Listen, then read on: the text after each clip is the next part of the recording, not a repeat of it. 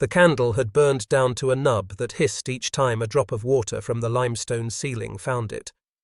In that wavering light, the bandages looked grey even after boiling, and the air tasted of iodine, blood, and damp rock. They had stopped counting hours 2 days ago. You stop counting when morphine runs out. There is only before and after is the sound of men biting on leather.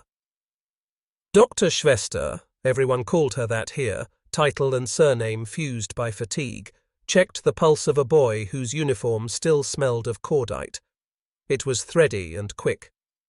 She reached for the last vial in a tray she had cleaned with boiled cave water and a scrap of carbolic. Empty. Her hand hovered in the old habit of reaching again, as if a vial might appear by willpower. It did not. Amerikaner haben alles, lächerlich, she had told the other 8 nurses, Greta, Ilse, Marta, Lotte, 2 Annas, Ruth, and Big Erica, hours earlier when a rumor filtered down the tunnel. The Americans had medical supplies like a city hospital. They threw bandages away after one use. They had drugs that made pus vanish. Propaganda to break our morale, she said, and took another pot of water to boil. Faithfulness was a kind of anesthesia. If you kept doing the right things, the wrongness of the world receded for as long as it took the water to roll into bubbles. The surrender came like a change in weather. The fortifications north of Cherbourg had held longer than anyone expected. Then they didn't. An officer with a bandaged ear and unbuttoned tunic stepped into the cave, barked something about orders, and in the pause after his sentence there was a small sound. The click of safety catches being moved by men who knew the noise might be their last private choice. The order was simple and not at all simple. Medical staff to emerge, hands high, white coats visible. They had rehearsed this in teapot, in their throats because the war demanded minor miracles of pronunciation every hour. Geneva, Johnson said, more to reassure his own men than the nurses. Medical personnel, treat and exchange. The word exchange floated like something from a previous war, a civilized ritual you could perform between artillery barrages. The nurses heard it and felt 2 jolts. First relief, they would not be warehoused as trophies.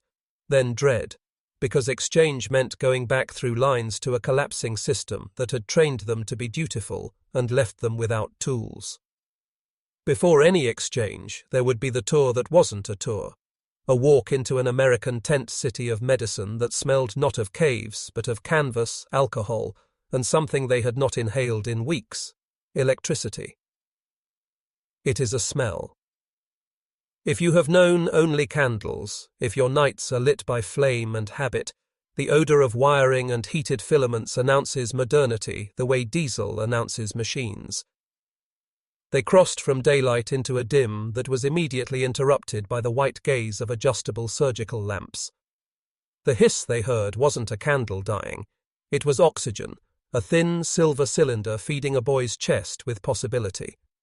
Autoclaves steamed like short-tempered dragons, sterilizing instruments in minutes instead of the hours their cave routine required. A dentist in a side tent was doing extractions with Novocaine like he could afford it. In the pharmacy was the American's word. It held more letters and more bottles. The shelves were rows of amber and green glass. Labels were printed, not scribbled. Dates in the future were stamped on box ends like a promise you could touch. That first ampule of penicillin they saw administered changed more than a man's fever. It changed a mind. They had heard rumors, an English discovery, American factories, fantastical numbers, billions of units, the kind of numbers regimes put into speeches to impress crowds. Here, a corporal with a red streak climbing his forearm watched a nurse alcohol swipe his skin and push a needle. 2 days later, he sat up and asked for a cigarette. In their cave hospital, the red streak would have continued its map work toward his heart while they argued about amputation with no good options. It is difficult to hold a worldview that cannot clear a simple infection.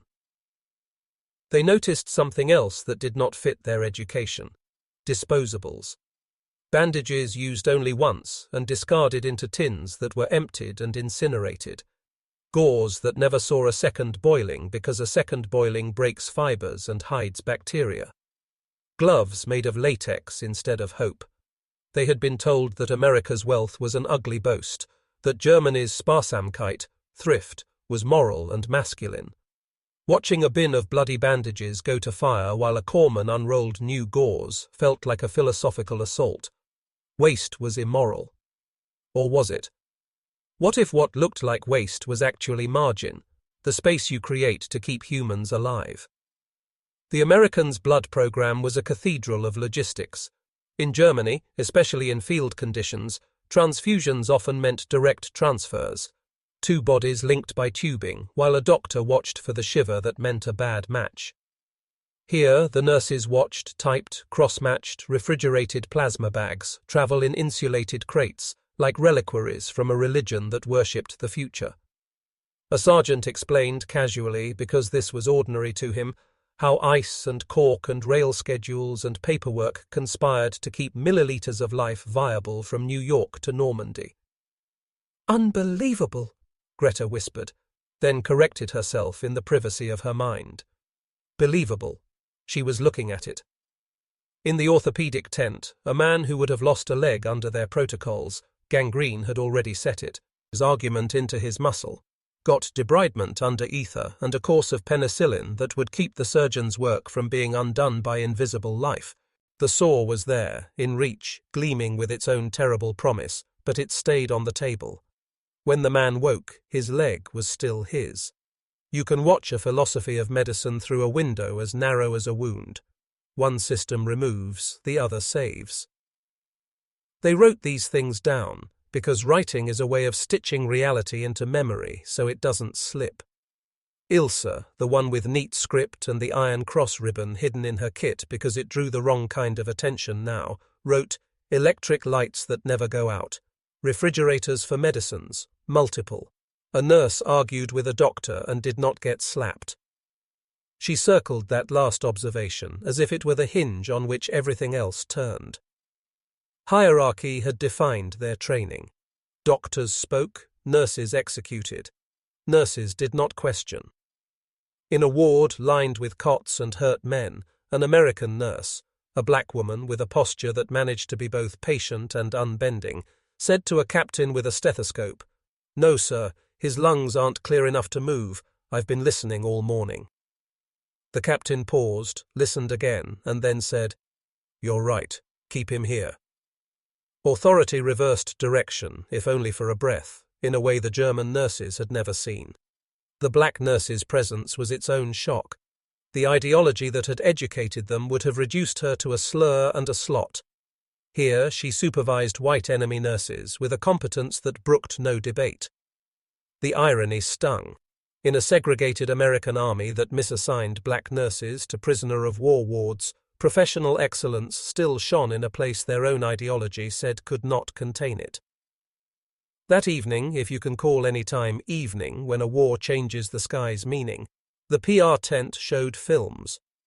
The Americans projected newsreels onto a canvas sidewall, ships sliding down slipways in numbers that made nonsense of scarcity, factories where WWII omen in kerchiefs packed tin after tin with the rhythm of a country that had chosen a tempo and kept it.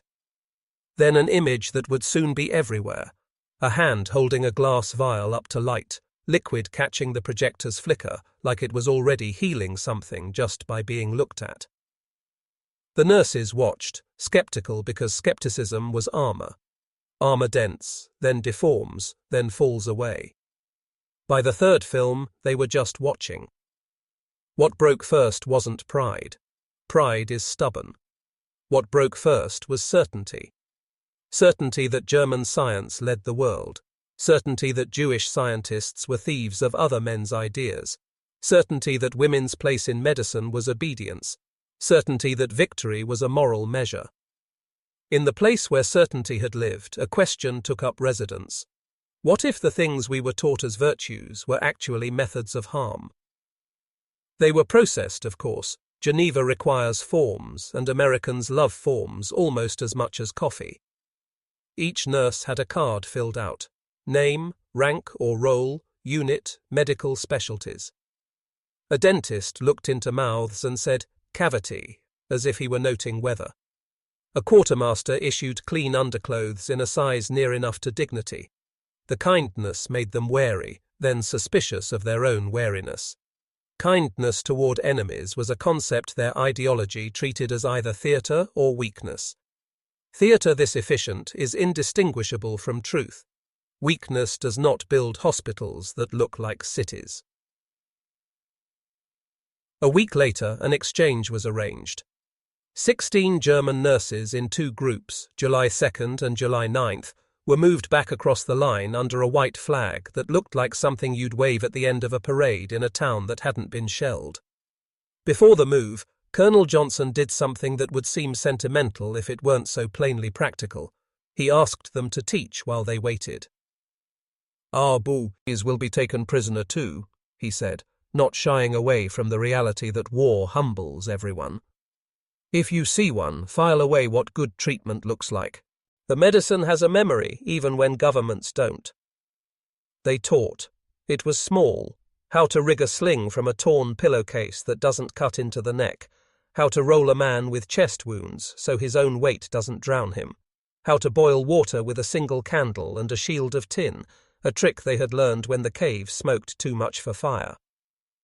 The Americans thanked them as if they'd been equals in a symposium.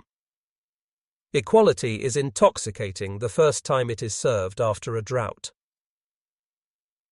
On the day of the first exchange, the convoy paused near a railway siding, where crates stamped with U.S. Army and Medical Department were stacked 3 high.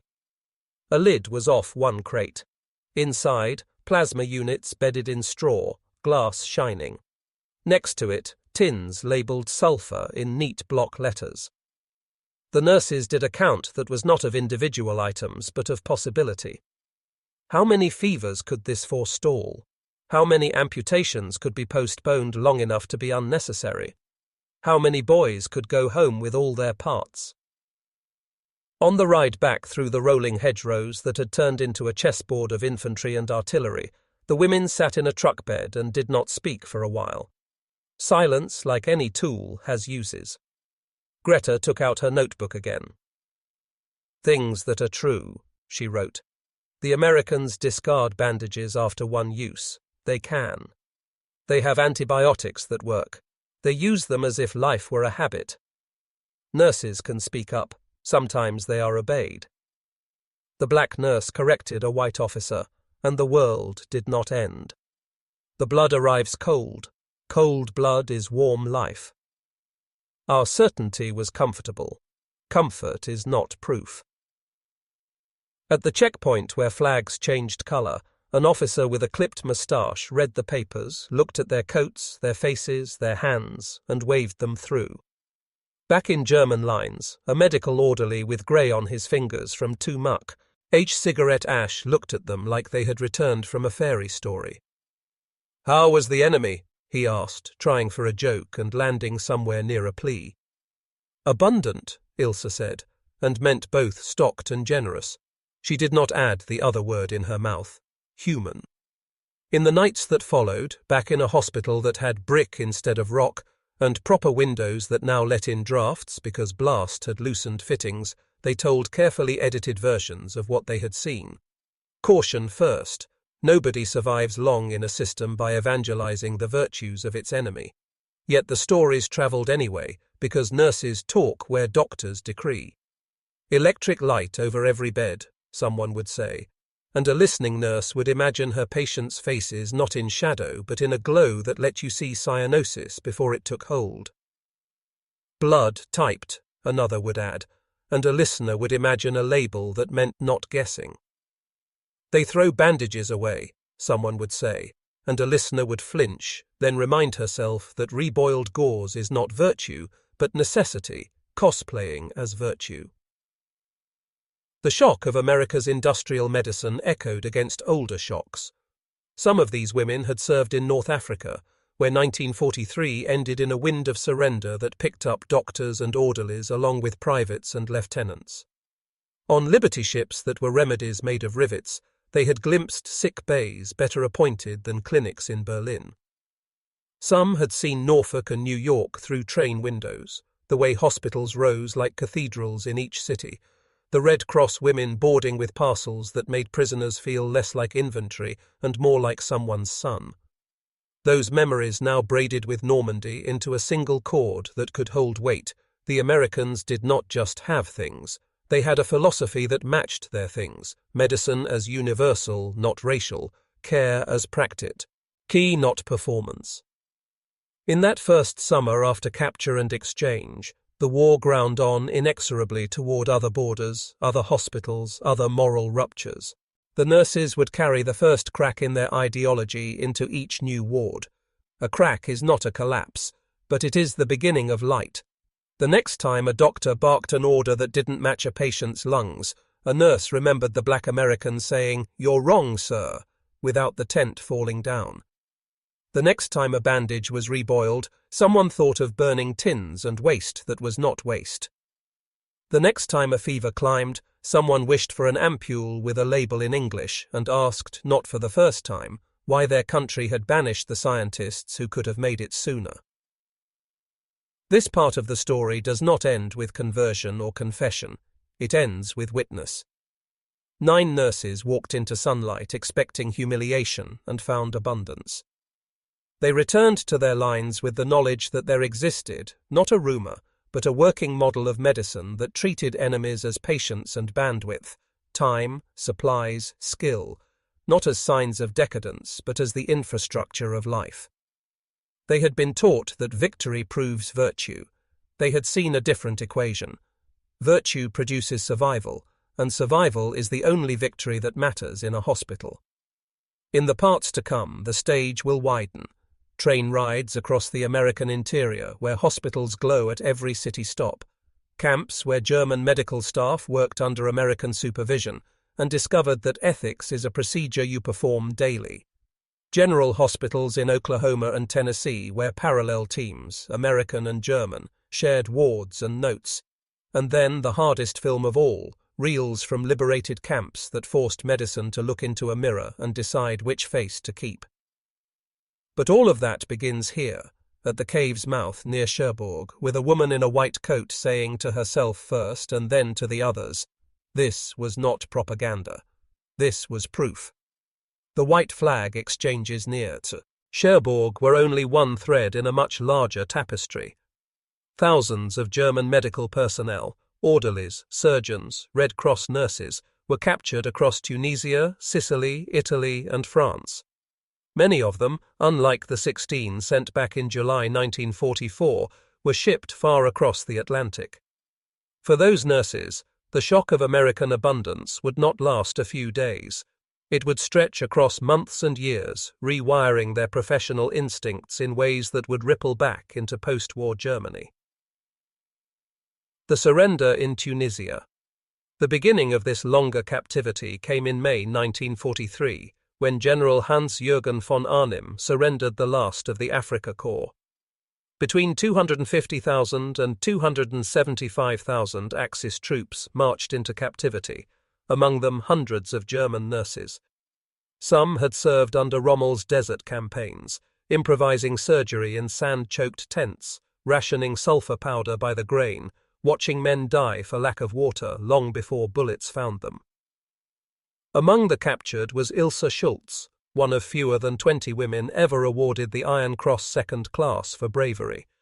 She had earned it by working 48 hours straight under bombardment, dressing wounds until her own hands blistered under gauze and blood. With her was Greta Falk, another Iron Cross recipient, who kept a diary that would later survive in German archives. In one entry from May 1943 she wrote, "The Americans throw away more medical supplies in a day than we receive in a month. They have medicines we have only heard about." It was not bitterness, it was awe, mingled with disbelief. Liberty ships as moving hospitals, captured medical staff boarded liberty ships bound for the United States. These freighters, mass-produced at a rate Germany could not fathom, were themselves a revelation. The shipboard sick bays were larger, brighter, and better stocked than field hospitals in the Reich. The German nurses walked narrow, metal corridors and stared at. Operating theatres with electric light that never flickered, even at sea. X-ray machines humming beside steel tables bolted to the floor. Refrigerated storage for medicine, something their entire divisions had done without. Rows of carefully labelled bottles of sulfur and plasma, each as common as aspirin in American hands. Most astonishing was the blood supply. Where German surgeons still relied on risky direct transfusions, Americans had plasma reserves, stabilized and shipped thousands of miles. Nurses watched a soldier with septicemia receive a transfusion from a bottle that had traveled across the Atlantic. He recovered. To German eyes, this bordered on sorcery. Even the food was an education. American medics discarded leftovers that would have been luxury meals in Axis hospitals. Uneaten eggs, half loaves of bread. Coffee poured away because it had cooled. The nurses exchanged glances and wrote mental notes. This is what industrial capacity means. It does not mean propaganda speeches. It means calories, cotton, and clean instruments available at will.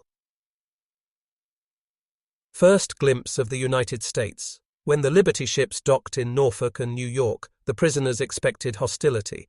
Instead, they were processed with efficiency and surprising civility.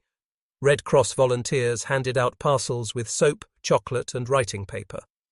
Some were German-American women who spoke their language with odd accents. The kindness was almost harder to accept than captivity. The nurses travelled inland by rail. At every stop they glimpsed hospitals, massive brick complexes lit at night, rivaling cathedrals in size. In Richmond, the Medical College of Virginia loomed over the tracks. In Philadelphia, hospital towers rose higher than most German barracks. In Washington, D.C., Red Cross girls boarded with cigarettes and smiles. For women raised on Nazi rhetoric about Anglo-American decline, the contradiction grew unbearable. The Reich had told them America was decadent, corrupt, racially impure, living on borrowed wealth. Yet city after city flaunted hospitals and clinics better than Berlin itself. Camp Opelika, Alabama. By June 1943, many German nurses found themselves at Camp Opelika, Alabama, one of the first major POW camps for Afrika Korps. There they encountered something unthinkable, a dual-staff hospital system. American doctors supervised. German doctors and nurses treated German patients. Both worked side by side under Geneva Convention guidelines. For the first time, German nurses touched equipment they had only read about in textbooks. Electrocautery machines that stopped bleeding instantly, adjustable surgical lamps that erased shadows, autoclaves that sterilized instruments in minutes instead of hours. The pharmacy was a museum of abundance. Rows of antibiotics, analgesics, antiseptics. Medicines labelled with expiration dates years in the future, a concept alien to German staff accustomed to shortages and expired stock. Ilse Schultz, in a letter later recovered, wrote, "Here medicine is not a rationed miracle. It is as common as bread. They treat each patient with full measure, without hesitation. They do not calculate who is worthy. They assume every man is worthy." Glennon General Hospital, Oklahoma. The most astonishing example came in July 1944, when Glennon General Hospital in Okmulgee, Oklahoma, was redesignated as German POW Hospital No. 1. It had 1,690 beds and ran with integrated American-German teams. Colonel Henry W. Mish oversaw an experiment, enemy doctors and nurses collaborating under American oversight. Here, German nurses encountered the full breadth of U.S. medical practice. Penicillin administered like routine vitamin drops. In Germany, rumors of the drug had circulated, but almost none had ever touched it. At Glennon, infections that once meant amputations vanished in days. Plasma banking on an industrial scale, with shipments arriving refrigerated from across the country. Electrocardiographs that mapped the heart in inked lines, machines most Germans had never seen. Black nurses treating German prisoners with professional authority. For women raised in racial hierarchy, this was cognitive collapse. They were forced to confront, daily, evidence that skill and compassion knew no color.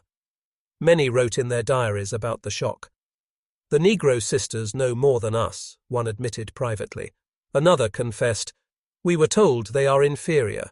Here they correct our technique." Ideology cracked under the weight of undeniable competence. Christmas in Captivity. If medical technology humbled them, Christmas 1943 broke them emotionally. In camps across America, German POWs, including nurses, received packages prepared by the Red Cross and local communities: soap, chocolate, cigarettes, knitted socks, even homemade cookies. Boy Scouts sang carols in German. Churches sent turkey and ham dinners. At Camp Alva, Oklahoma, Greta Falk wrote, "We sat at tables with food enough for weeks. Outside, American boys our age die in Italy. Yet here their families send us gifts. Our propaganda collapses in our hands like wet paper." It was not just the food, it was the contradiction. Enemies showed Christian charity where their own ideology had preached merciless struggle. The women who had boiled bandages in caves now ate until full, surrounded by reminders that their captors lived by a different creed. Education behind barbed wire. By 1944, the US Army had formalized what was happening informally: education for POW medical staff. In places like Fort Robinson, Nebraska, German nurses sat in lecture halls beside chalkboards where American officers taught medical ethics, patient rights, and the scientific method. The teaching style itself was a revelation. Questions were encouraged. Disagreement was not punished. In Germany, their training had been rote obedience. In America, medicine was an argument for better outcomes. They read American journals and textbooks, some written by Jewish scientists who had fled Germany. To discover that German brilliance had been exiled and now fueled the Allies' medical superiority was almost unbearable. Greta underlined passages and wrote bitterly in her notes. "We expelled the doctors who could have saved us.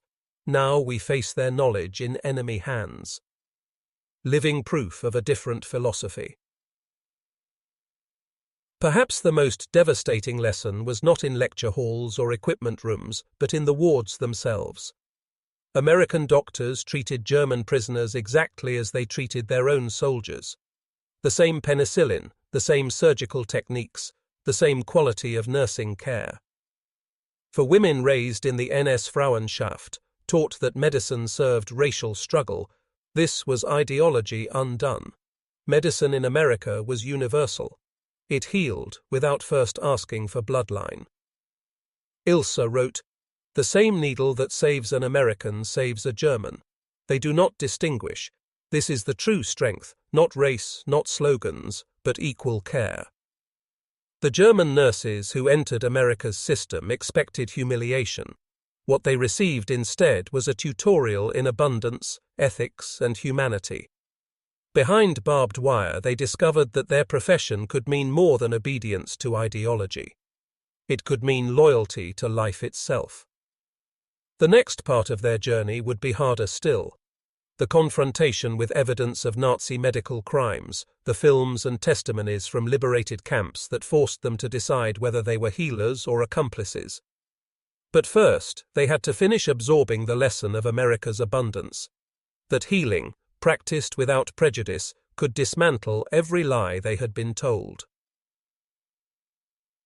The closing chapters of the German nurses' captivity did not revolve around surgical theatres or camp Christmases, but around confrontation with truth. By late 1944 and early 1945, the war's momentum had shifted decisively. The Allies advanced in Europe, and news, first rumours, then photographs, then official films, arrived in POW camps. For German medical staff, especially the nurses indoctrinated in Nazi racial medicine, the revelations were devastating. At Camp Forest in Tennessee and Glennon General in Oklahoma, American officers gathered POW medical staff in makeshift theaters. They rolled film reels taken at Buchenwald, Bergen-Belsen, Dachau. The nurses, who had believed themselves to be healers in a proud national cause, were forced to watch scenes of emaciated corpses, medical experiments, and skeletal survivors. The reaction was not uniform. Some turned away, muttering that it was Allied propaganda. Others wept openly. Ilse Schultz, once an Iron Cross recipient who had prided herself on battlefield courage, wrote in a guarded note, "I saw children with arms like sticks. This cannot be invention. We have lied to ourselves." American officers did not lecture angrily. Instead, they framed the films as a medical case study. This, Colonel Richard Stevens told one group, is what happens when medicine becomes ideology. Healing turns into killing. You must decide what medicine truly serves. That approach struck deeper than denunciations could. The nurses were not treated as criminals. They were treated as professionals, shown the consequences of their profession's corruption. It was a surgical strike against their worldview, and for many, it cut to the bone. Beginning in late 1944, American authorities rolled out denazification courses tailored for medical personnel. These sessions covered medical ethics, the duty to all patients regardless of nationality. Case studies. How racial experiments at Dachau violated every scientific standard. Professional autonomy. Nurses' responsibility to challenge unethical orders. Lieutenant Colonel Dorothy Whitman, a senior army nurse, took a particular interest in the German women. She arranged shadowing programs where German nurses observed American counterparts documenting every dose of medicine, advocating for patients, and sometimes overruling junior doctors. Technical skill without ethical practice is dangerous, Whitman told them. You are responsible for outcomes, not just obedience. For women raised in rigid hierarchy, this was almost revolutionary. They were being told that questioning authority could be a professional duty. Slowly, the idea took root. Meanwhile, daily life in POW hospitals continued to undercut ideology. African American nurses supervised German staff. Jewish American doctors taught them procedures. Patients included not just German POWs but Italian civilians, French refugees, even wounded American soldiers. And the treatments were identical. One German nurse noted bitterly in her diary, "We were taught that the weak should be eliminated. Here they save every limb, every life, even the enemy's. They succeed because they believe every life matters. We failed because we did not." The cumulative effect was irreversible. By the spring of 1945, most of the German nurses no longer spoke of superiority. They spoke of catching up, of what their homeland must learn if it was to survive in a future built on medicine rather than ideology. As Germany collapsed, the US military prepared to send POWs back.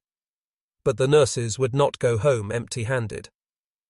At camps across the South and Midwest, they attended crash courses in public health measures, sanitation, epidemic control, malnutrition. Treatment, vaccination campaigns, smallpox, typhus, diphtheria. Emergency field techniques, rapid triage, mass casualty management. Clinic management, how to establish healthcare with minimal resources. Colonel Stevens summarized the purpose bluntly. You will return to rubble. You will not have supplies like ours, but you will have knowledge. Use it. Certificates were issued documenting training in American techniques. For German nurses returning to cities with destroyed hospitals, those papers became passports to authority. They were no longer just former Red Cross sisters. They were trained professionals with insights Germany desperately needed. Between 1945 and 1946, waves of repatriated nurses returned to a shattered nation. Over 60% of German hospitals lay in ruins. Supplies were scarce, epidemics loomed, and doctors were overwhelmed. Into this vacuum stepped women who had once been indoctrinated servants of Nazi ideology, but who now carried American lessons. They founded new nursing schools that emphasized patient advocacy and independent judgment. They introduced blood banking systems modeled on what they had seen in US hospitals. They pushed for systematic antibiotic use once penicillin trickled into Europe through the Marshall Plan. Many became quiet reformers. They rarely advertised that their ideas had come from Captivity, but in practice they reshaped German nursing into something far closer to the American model than to the Nazi past. Long-term impact. The ripple effects were immense. By 1950, at least 15 nursing schools in the US occupation zone were led by returnees. Hospital reorganization mirrored American standards. Charting systems, sterilization protocols, patient rights. German pharmaceutical firms adopted quality control standards observed in US depots. The very philosophy of medicine shifted. The racial struggle doctrine faded, replaced by the idea that medicine was for humanity, not ideology. In 1995, surviving nurses drafted a collective statement. We arrived as prisoners. We left as witnesses. Americans showed us that medicine corrupted by hatred becomes death, but medicine guided by science and compassion becomes life. This we carried home,